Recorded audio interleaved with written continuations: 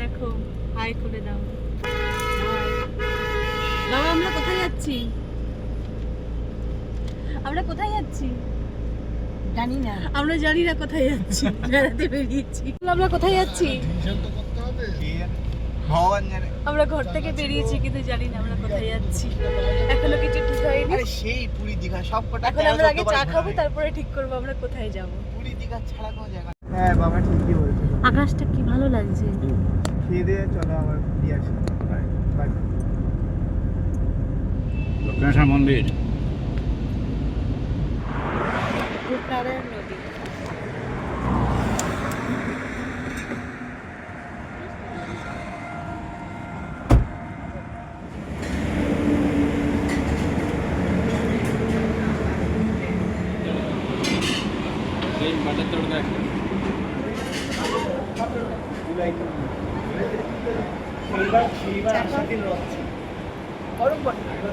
হাতে নাও।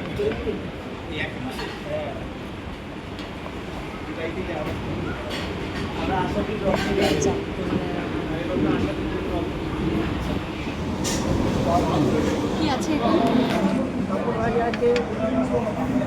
আলু ভাজা আছে।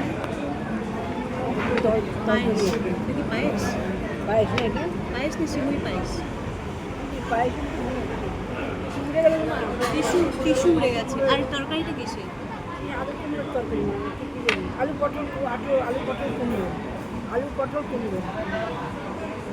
আর এটা পাপড়ের নিচে চাটনি। পাঁপড়, টমেটোর চাটনি। চাটনি। বাবা এখানে বাড়ি খাচ্ছি। ভালো আছে।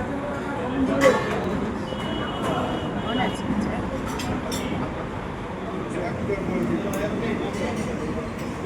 নাম দুটো দিয়েছি, একটা একটু পরে দিচ্ছি। আচ্ছা।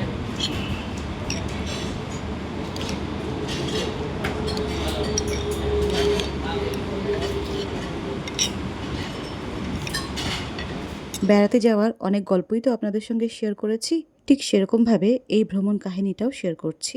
প্রতি বছর যেমন আমরা বেড়াতে যাই, ঠিক তেমনই গত বছরও আমরা গিয়েছিলাম।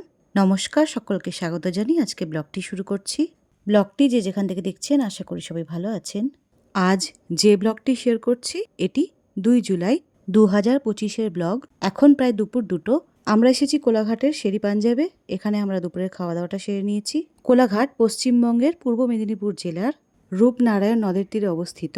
বাড়ি থেকে বেরিয়েছিলাম প্রায় 11টায়। উদ্দেশ্যহীনভাবে আমরা কোলাঘাটে পৌঁছাই। উদ্দেশ্যহীনভাবে কেন বললাম? কারণ এই ভ্রমণ কাহিনীটি শুরু হয়েছে উদ্দেশ্যহীনভাবে।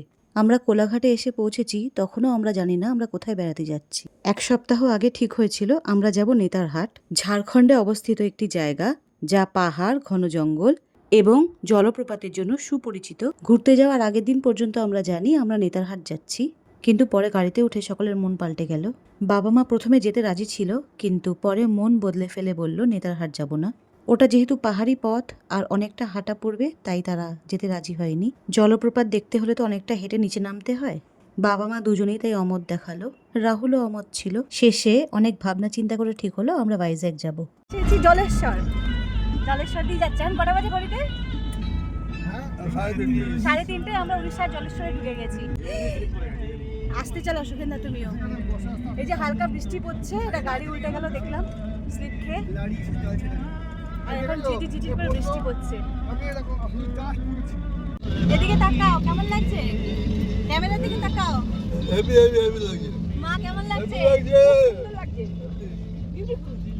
গাড়ির বাইরে বেশ ভালোই বৃষ্টি পড়ছে, রাস্তা ভিজে গেছে। আর বেশ ঠান্ডা বৃষ্টি ভেজা ওয়েদারে আমরা যাচ্ছি পুরীতে। অনেকদিন পর বাড়ি থেকে বেরোনো হয়েছে, তাই সকলের মনটাই বেশ ভালো লাগছে। কোলাঘাট পর্যন্ত সকলের মনটাই একটু খারাপ ছিল। তখনও জানি না আমরা কোথায় যাচ্ছি। আমি মাকে উপদেশ দিয়েছিলাম কোলাঘাট থেকে খাওয়া দাওয়া সেরে আমরা বাড়ি ফিরে যাই, কিন্তু মা আমাকে বলল বাড়ি থেকে যখন একবার বেরিয়েছি তখন কোথাও না কোথাও তো ঘুরতে যাবই, অত সহজে বাড়ি ফিরে যাব না।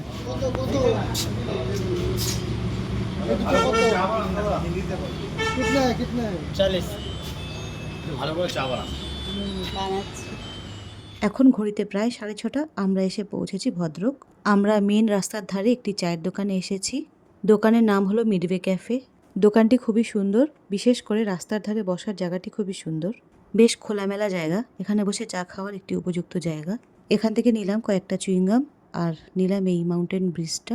যাবো এখন অনেকটা পথ, গাড়িতে বসে থেকে মুখটা শুকিয়ে আসছে তাই নিলাম।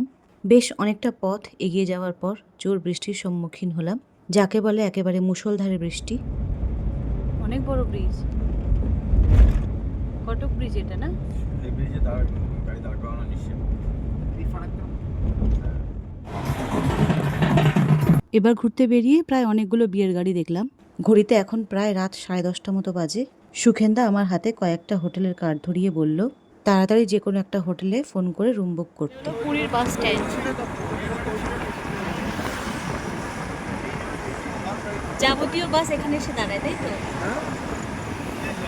টুরিস্ট বাস এসে দাঁড়ায়। আমরা পুরী ঢুকে গেছি, আর মাত্র কয়েক মিনিটের মধ্যেই আমরা পুরীর স্বর্গদ্বারে পৌঁছবো। আমরা যে সময় পুরী গিয়েছিলাম সেই সময়টি ছিল সোজা রথ এবং উল্টো রথের মাঝামাঝি সময়। রথের জন্য স্বর্গদ্বারের রাস্তাটা বন্ধ। এই সময় পুরীতে হোটেল পাওয়া খুবই চাপের, তার উপরে অনেক রাত হয়ে গিয়েছে, অনেক হোটেলের গেট হয়তো এই সময় বন্ধ হয়ে গিয়েছে।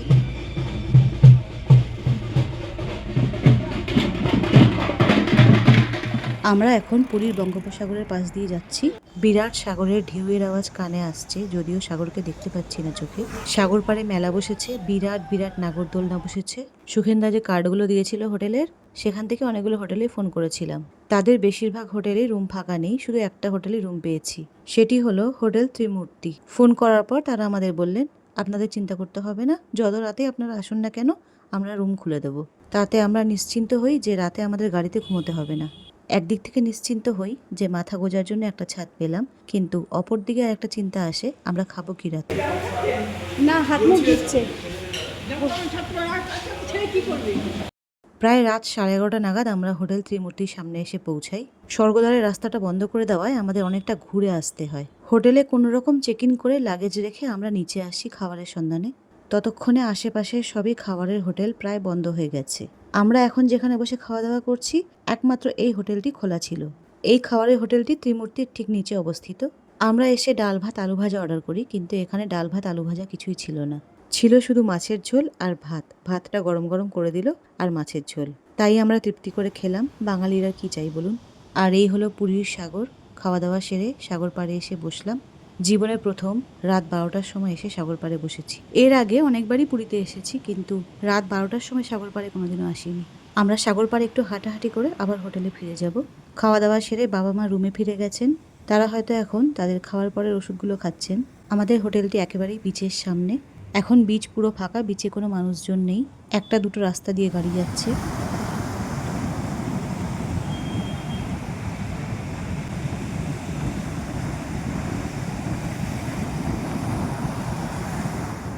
এখন শুধু কানে আসছে পুরীর সাগরের বিশাল বিশাল ঢেউয়ের গর্জন, আর একটা কথাই বারবার মনে আসছে যে ঠাকুর না টানলে হয়তো পুরীতে আসাটা হতো না। আমরা চেয়েছিলাম অন্য কোথাও যাব বেড়াতে, কিন্তু চলে এলাম পুরী। রাহুল আর রাহুলের বাবা পাড়ে দাঁড়িয়ে ছবি তুলছে। কিছুটা সময় বিচে কাটিয়ে হোটেলে ফিরে এলাম। ব্লগটা এখানেই শেষ করলাম। নমস্কার।